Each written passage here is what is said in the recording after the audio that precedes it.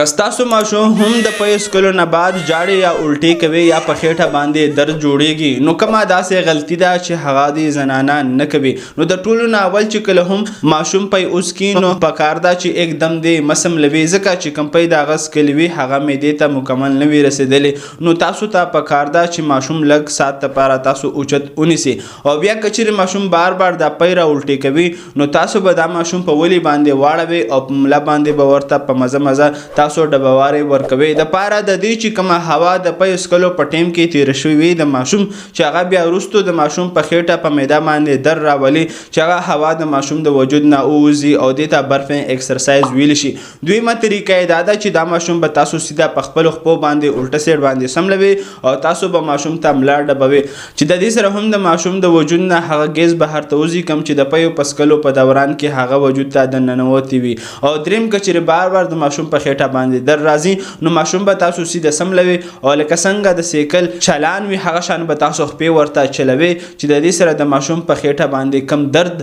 جوړیږي د ګیس د وجه هغه د ماشوم د وجود نه بهر ته وځي نو مین خبره دا ده چې کله هم د ماشوم بار الټي وي یا په خېټه باندې در راځي نو په دې دوران کې اکثر خلک دوايانې ورکوي او کچېرې تاسو د پی د سکلو نه بعد دا ورزش ورکولو کم ته چې برف ایکسرسایز ویل شي نو د دې سره د ماشوم په وجود کې بیا درد نه جوړیږي او نه هغه پی را الټي کوي کم پی چې سکلی وي دغه شان تاسو د صحت په اړه هم میډیکل معلوماتو د لپاره زموږ سره اوسئ او کچېرې خالص راځي تاسو ته پکار وي نو تاسو زموږ نه په واتساپ باندې اډر کولی شئ شکریه الله حافظ